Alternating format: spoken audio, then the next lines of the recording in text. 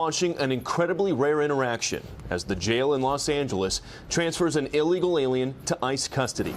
The sanctuary jurisdiction forced to hand this Mexican national over thanks to a first-of-its-kind federal operation. With this operation, we're going to be neutralizing California's sanctuary state policies. Bill Asaley is the U.S. attorney in L.A. and the architect of Operation Guardian Angel. California is the testing ground on this. We are one of the largest sanctuary jurisdictions. All right, guys, thanks for circling up. So how does it work? Asaley has created a federal task force made up of ICE, HSI, FBI, DEA, and ATF, all working together out of this office in downtown L.A. How's his criminal history? He's got the domestic violence. They scan these criminal databases daily to find illegal aliens in local jails who have been previously deported from the United States. We have a warrant for your arrest. If they've returned to the U.S., they've committed a federal felony known as illegal reentry. And Asaley's office will immediately seek a criminal arrest warrant against them, which, unlike an ICE detainer, sanctuary jails can't ignore. We're going to flood the system with warrants for criminal illegal immigrants that are in county jails. They can ignore a detainer, but they cannot ignore a criminal arrest warrant. The Trump administration is done playing games. They have figured out an innovative and incredibly effective way of bypassing the legal and administrative barriers set up by sanctuary cities, all as the Supreme Court delivers a huge win for mass deportations, all as Joe Biden has effectively left the Democratic Party and the legacy media in absolute shambles. Whatever was left of their credibility has been completely shattered, all as the MAGA movement marches on stronger than ever. Come on in, gang, one and all. It is live stream Monday night. Great to see you all here. As we always do on Monday nights, we are going to move our lively discussion of all things politics and culture over to our exclusive censorship-free virtual platform. So if you want to join us over there for some sweet fellowship and awesome scholarly discussion, just scan that QR code on the screen or click the link in the description below. For a very small, modest monthly fee, you can have access to all of our exclusive Q&As, all of our exclusive content, all of our exclusive conversations and meetups. We have one in Vegas next week. You have access to all of our exclusive offers. Does this sound exclusive? So come on, click on that link or scan the QR code and become a member of the Courageous Patriots Club, where thousands of us gather together each week to restore the pillars of faith, family, and freedom. As we usher in a new civilizationalist age, we will head on over to that private, exclusive virtual platform in mere moments. But first, let's talk about the big win today with the Supreme Court in an 8-1 decision. I'll let you guess who was the one dissenting voice in all of this. In an 8-1 decision, the Supreme Court has allowed the Trump administration to end what's called TPS, okay? Not TDS, TPS, and that stands for Temporary Protected Status for approximately 350,000 Venezuelan nationals living in the United States. This was a status that was granted to these Venezuelan nationals by the Biden administration back in 2023. It included protected status as well for migrants from Cuba, Haiti, and Nicaragua. Now, as I understand it, it was a very clear-cut case. Their status was, by definition, temporary, and it could obviously be terminated at the discretion of the incoming administration, which it was. You want to take a guess as a one judge that thought, no, you can't. The Trump administration doesn't have that authority. You can't take away this temporary. Do you want to take the guess? Of course, it's Broadway's newest star, Ketanji Brown Jackson, whose acting abilities are about as bad as her legal reasoning. Now, as I understand it, this will go back to the Ninth Circuit, which originally refused to lift an injunction on the status termination that came from San Francisco court. So a California district judge blocked the move by the Trump administration, and the Ninth Circuit refused to lift the injunction. So it had to go to the Supreme Court. Supreme Court, almost unanimous, 8-1, lifted that injunction, saying absolutely the Trump administration can lift deportation protections for these Venezuelans by definition, because these are temporary protections. So it'll now go back to the Ninth Circuit for the resolution of the other aspects of the case, the merits of the case that the plaintiffs are suing the federal government over, but most likely ultimately to no avail. And I have a little word of wisdom at the end here to give you encouragement through this. Ultimately, it looks like the Trump administration is going to easily get everything it wants here, and they are going to deport these 350,000. In the meantime, while these migrants wait, they cannot legally work anymore. That's part of what was so important about lifting these deportation protections. They can no longer work legally. So many will most likely self-deport. Now, on the other front of the mass deportation program, we showed you earlier, the new Trump administration has just appointed U.S. Attorney Bill Essayli, and he's not playing games. He has hit the ground running in his new position. Now, look at what he came up with here.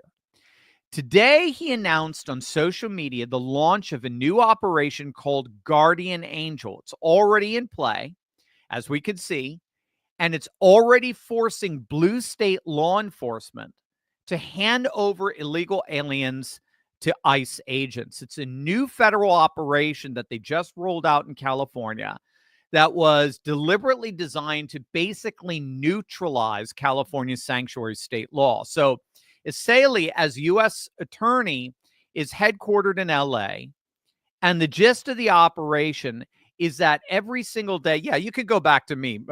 He's a handsome guy, but not as handsome as I am. There you go. So he's headquartered in L.A., and the gist of the operation is that every single day, law enforcement officials scan criminal databases, right, with fingerprints and all, and they identify illegal aliens that are currently being held in jails throughout California.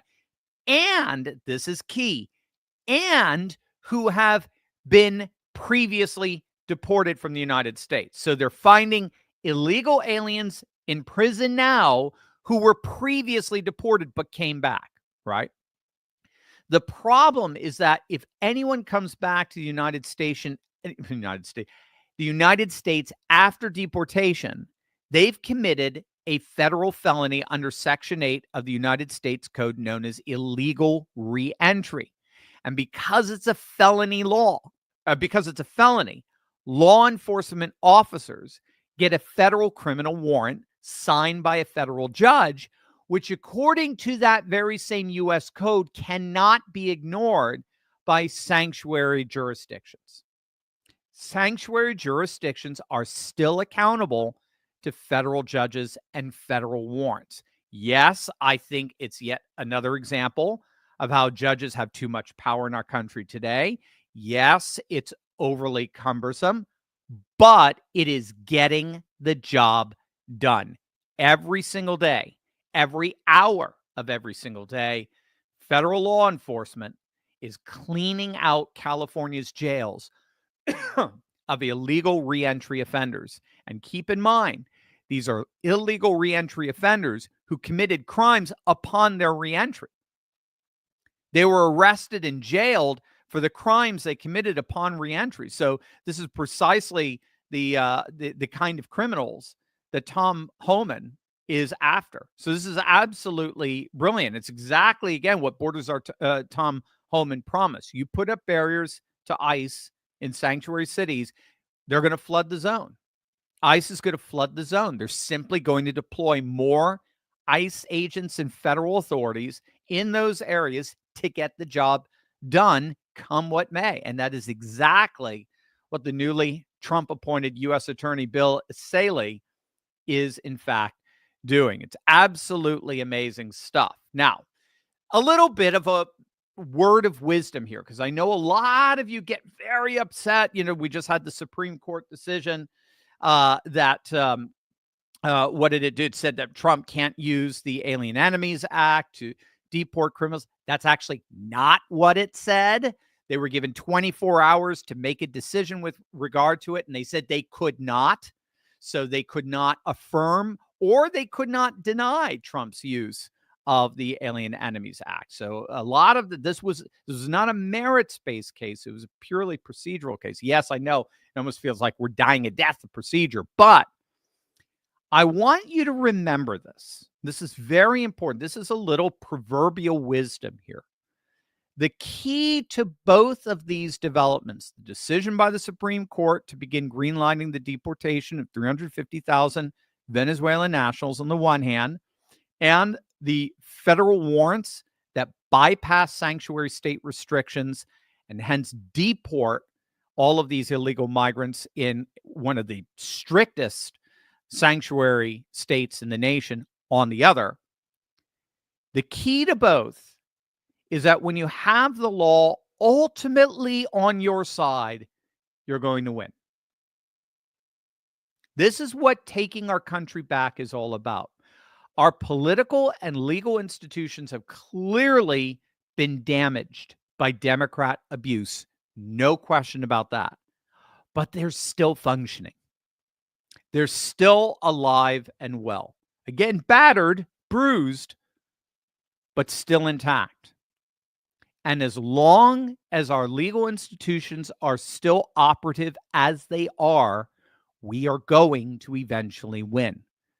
And we're going to eventually win because we have the law thoroughly on our side. And there is nothing that the Democrats can ultimately do in their lawless efforts to stop us. So with that, over to you. I know we have tons more to talk about. So Micah, maybe you might want to give us some instructions on how we can transfer on over. Everybody come on over to our exclusive virtual platform. Yeah, you heard Dr. Steve. We would love to have all of you become members of the Courageous Patriots Club, Dr. Turley's Insider Club. Our members, our great community of Courageous Patriots. It's only a small fee of about $10 a month, and you can ask as many questions as you'd like on our Monday and Friday live streams, and you just get this awesome community, so many exclusive benefits that we have, exclusive content, a roadmap for you guys, meetups with Dr. Steve. There's so much to join and be a part of if you become a member. So please, I'll put that QR code up on the screen, and the links are in the YouTube and Rumble chats as well as in the descriptions if you would like to click on that link below instead of sending a super chat. And speaking of super chats, we have one from our good friend. I believe he is I've seen him on this channel before, Thomas Murphy. Oh, yeah. He asks a question for $20, and we'll get to this question, but I just wanted to stress YouTube takes a massive cut of this, of any super chat that you guys give. So if you want to support the channel, but also save money, just become a member, and you can ask for only one fee, infinite amounts of questions, 8 Q&As a month instead of $20 per question, which is amazing. We're so thankful. But we want you to save your money and give you guys a community. We do giveaways, all this stuff. It's a great time and a great community to serve you guys. So Thomas Murphy, 20 Canadian dollars. Turns out the Liberals in Canada are having buyer's remorse. What's the skeletons coming out of Mark Carney's closet? And most provinces want to recount. Lots of shenanigans. Yeah, there is. I've read some really interesting articles analyzing what happened a couple of weeks back. And, in the end, it just seems like Canada deferenced to American politics, sort of the American polarization that's happening here between two parties. So your third parties, of course, sort of collapsed, and it really was a two-way race between the Conservatives and the Liberals, and the Conservatives did well. They did well. They got, as I understand it, they got more votes than Stephen Harper's government got when he was in the majority. It's just that you can't win with that vote total when the third parties that are, as you know, the NDP, the Greens, and so forth, are just so far left. When they collapse, when they lose their support, and their voters in mass go to the Liberals. So yeah, it's very interesting. I mean, there's a reason why the left split in Canada. There's a tremendous amount of disappointment with the mainstream Liberal Party. So this might be the NDP's gain. This might end up being the Greens' gain. This might be end up Quebec party's Avec Quebec their gain. So that this is a temporary, fleeting victory. And if I recall, Carney did not get an outright majority, right? So generally speaking, don't these if you have a hung parliament, they only last about 2 years in Canada, if I recall. So this may be very temporary, just over the next couple of years. And if Pierre Poilievre and the Conservatives are smart, they're going to figure out how to double down on populism, because populism does invite in. It swings to the left economically, but swings to the right in terms of culture. Populism does invite in a lot of disaffected people on the left who don't want to go further woke with NDP. They're tired of the wokeness, but they still like the working class, more labor-oriented economics.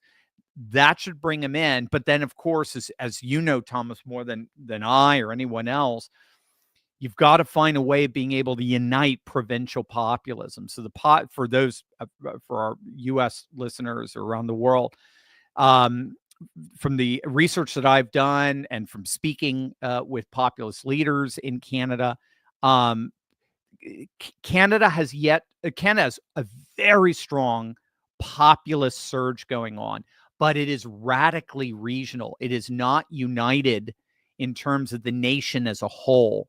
So what do you have? You got 10 provinces. So each province has its own populist movements and its own populist sentiments and concerns and causes.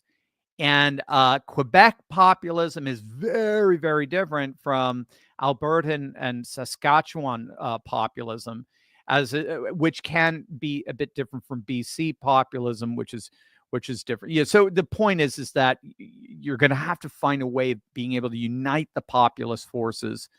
And that way they can no longer divide and conquer. The Liberals can divide and conquer over populism. So I'm glad to see that. I'm glad to see the buyer's remorse. Again, I don't know how many passports Mark Carney has. He is as globalist as you can possibly get. So we'll see. We'll see how that plays out. But we're rooting for you, Thomas. Absolutely. We're rooting for the Great White North.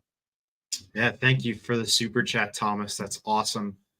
We have so many more questions to get to, but we also do have this awesome call-in section where on Tuesdays and Thursdays, we will answer a lot more of these. It is a number that you guys can call. It's the Dr. Steve hotline, and we would love to get you guys to call in, leave your message. You can leave your name and what state you're from or whatever country you're from if you're calling in from Canada, province, territory, wherever, Mexico, somewhere across the ocean. We would love to know where you're from and your name, and then a 30-second message, and we will get to that. We will show one of those tonight.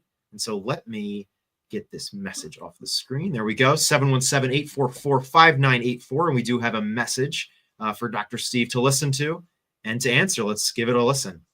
Dr. Turley, my name's JC, and I just was wondering, what's the status of like Matteo Salvini in Italy and Marine Le Pen in France? I've seen little bits here and there, but if you could do an update. Thanks.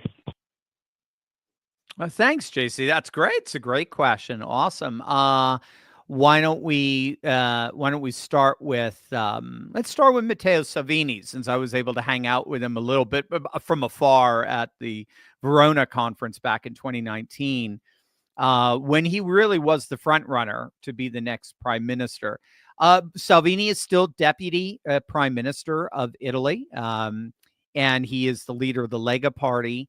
They were the party that first ascended to first place among the nationalist populist right parties, with kind of the breakdown of the center right, Forza Italia. That's Berlusconi's old party. But he miscalculated a bit with the previous coalition that they had with Five Star, which is a populist left, more like Bernie Sanders party. They were getting so popular. Five Star was getting so least popular, and Five Star promised they would never coalition with the mainstream center-left party. They're Social Democrats. So Salvini broke the coalition, tried to force new elections, and then he believed he could get elected pretty easily and become prime minister. Unfortunately, Five Star reneged on their promise, and they coalitioned with the Social Democrats, so they didn't have to have an election. That government did not last long, but Lega, because of that move and that mistimed move, Lega fell in popularity, and that made way for Giorgia Meloni and the brothers of Italy, Fratelli Italia, to rise into the place previously occupied by Lega. So Lega is doing okay. It depends. They're down around 7, 8, 9% support. Again, it's a multi-party system, so that doesn't seem like a lot, but they're very strong as they were in the north and northern part, like Verona. They were originally called Lega Nord, the Northern League. They were originally a secessionist party from the South. So he's still deputy prime minister. He was on trial for kidnapping, if you can believe it, because he wouldn't allow a refugee or a migrant boat to dock, if I recall, Lampedusa. And so because these people were held against their will, a Italian court charged him on kidnapping. He was found innocent, but he's been through a rough patch in terms of the lawfare. In terms of so he's still very much part of Italian politics, but he is playing second fiddle right now to Giorgia Meloni, who all polls show is probably the single most popular prime minister in all of Europe. Marine Le Pen right now is effectively banned from running for president, so it's mostly going to be Bardella, who's second in command, as it were, of National Rally. He is coming in first place quite easily in all of the polls. So we'll have to see what's happened, given what just happened in Romania with Simeon and some strange antics that seem to be going on there. We'll have to see. The EU, the bullies in Brussels, nothing passes them. If there's any dirty trick they can pull, they will pull it. But right now, Marine Le Pen has been sidelined from active office or from seeking the presidency. And it looks like it's going to be the young 20-something, I think he's 28 now, Bardella, who will take her place. And he looks like he's going to be a very strong candidate. Awesome. Thank you for the call, JC. We really appreciate it. If you guys would like to leave your message, we will answer them on Tuesdays and Thursdays right after our first two sections of our live show. We would love to get your calls and to have Dr. Steve answer any and all of your questions. To do that more effectively, you can join by clicking the link below or in the chats on YouTube and Rumble. And on X, I will be putting up a QR code right here, like we mentioned earlier. To join our Monday night Q&As, you can also join our Friday morning Q&As by joining this link. You will become a member for only $10 a month, and we would love to have you join a wonderful community of the Turley Troublemakers, as they refer to themselves. They have christened themselves as the Turley Troublemakers, and so we would love to have you be a part of that amazing community for only $10 a month. And you can ask as many questions as you like, instead of, like Thomas, giving $20 per question, which is just absurd, but we won't complain. We really appreciate it. So we would love for him to save money, though. That would be amazing. And to see him around more, we'd see more of his questions.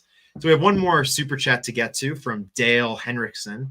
And his question, thank you for the $5, Dale. His question or comment: disenfranchised Democrats, if they want to go slightly left instead of far left, join the Trump team. Trump is still a Dem. It's an interesting perspective. Oh, okay. Well, he can be if you're talking about sort of a traditional Democrat. If you're talking sort of like an FDR Democrat, sure, yeah, he would align very much like that. Again, I think he's very unique in that he's very culturally conservative. But yeah, he's populist. And so being a populist, you're realigning the political divide. The political divide isn't left and right anymore. It's people versus political class. And then what that enables Trump the freedom to do is he can pivot left on economics, but pivot right on culture. And that way he's able to siphon off tremendous amount of the working class, both white and non-white working class, who would have no attraction whatsoever to a Romney Republican or a Paul Ryan Republican or a McCain Republican or something akin to that. But at the same time, he's pivoting right on culture, meaning he is exploiting the rift that wokeness causes on the left, because wokeness splits the left between the pro-woke side and the anti-woke side, the Bill Maher side. And what we saw in 2024 in particular is how many disaffected leftists came over to our side solely by virtue of wokeness. I mean, someone like Joe Rogan, for example, be a perfect example of that. So what we saw is by pivoting left, he brings in the working class. By pivoting right on culture, he brings in disaffected leftists who despise wokeness, and then they find this new home, this MAGA Maha home of America First, and everybody right now appears to be incredibly happy, incredibly satisfied for it. So yeah, I agree very much with what you just wrote. Yeah, we have some comments on YouTube saying that Trump being unique is an understatement. You are underselling how unique Trump is. It's great. He is. I mean, there is sort of like, he does have this Louis XIV Sun King vibe about him. I mean, just with the hair, and when you go into the Oval Office now, it's all decked out in gold. Even just the new 747 that was given him by Qatar, given to the Defense Department. I mean, to be very, very, very precise. Just all of it. I mean, yeah. I mean, the guy, there is no one like him. I mean, he is. I mean, I think it was Mohammed bin Salman who said in Riyadh, who said he is the true president of the world. Yeah, it's amazing. It's just, I love this. The chat feed is going. They're just going crazy. They're all saying, they're all fighting with each other and saying, are you a right-wing channel? Are you a Trump channel? What's going on? But it's just, this is a truth channel. It's the Turley Truth Channel. And we are just. But that's a great question. I mean, we are, when all is said and done, we are a civilizationalist channel. We believe a new conservative age is rising. I've been arguing that nonstop for 8 years. I've been arguing since November 1st, 2016, that the old liberal, modernist, globalist order that took over the West post World War II, when we set up the IMF and the World Bank and the World Trade Organization and like the basic institutions that define a liberal international order. We set up our institutions. The Soviet Union set up theirs, Warsaw Pact and all that, and to our NATO and so on. And then when the Soviet Union collapsed in 1991, we ended up becoming more or less the leader of the world. We ended up becoming the sole uniparty power that was able to define the international order for all countries. And because we were a liberal nation, they call it the liberal international order, that was enforced through a combination of institutions like IMF, WTO, and to a certain extent WEF and the like, and through U.S. military power. My argument that goes along the line of scholars such as Sam Huntington, for example, and a number of others, my argument is that era is over. It's dead. Yes, it still has lag. It has institutional lag. It has ideological lag. Yes, it's still lags. But in terms of its power and in terms of its unchallenged might, those days are over. The rise of the great civilizations of the past, Orthodox Russia, Confucian China, Hindu India, Ottoman Turkey, Shiite Iran, Sunni Saudi Arabia, and on and on and on. And this Pan-Africanism that even now is casting out and expelling the last vestiges of French colonialism. We're seeing the rise of the new populist movements, particularly populist Catholic movements in the form of Nayib Bukele in El Salvador and Javier Milei in Argentina. All of that is the signs of a new world, a civilizationalist world rising, where populations are rejecting a one-size-fits-all political and economic system and returning and embracing nation, culture, custom, and tradition. We're going from an age of ideology to an age of identity. And at the very center of this rising age stands one Donald J. Trump. That's why I wrote the book, Fight: How Trump and the MAGA Movement Are Changing the World. This is not simply an American movement. This is a globalist, take that back. This is a global civilizationalist movement that's reanimating nation, culture, custom, and tradition all over the world. So that's what this channel is all about. Awesome. We'll just clip that and put that as the channel trailer. Just replace our Trump hype video right now from. That's right. There you go. So if that sounds interesting to any of you guys, obviously like the video, subscribe to the channel. But if you want to get more of that in a community that is fully living out that thesis and that ideology of the world, then please become a Turley Troublemaker. Scan that QR code, click the link below, click the link in the chat, and we would love to have you. So without further ado, we are going to transition over to our uncensored Q&A live stream. So we will see all our members over there very shortly, and we'll be live for the next hour answering all of their questions. So if you'd like to have your questions answered, we'd love to see you over there. Come on over. It'd be great to have you. So now we will see you guys over there in 30 seconds.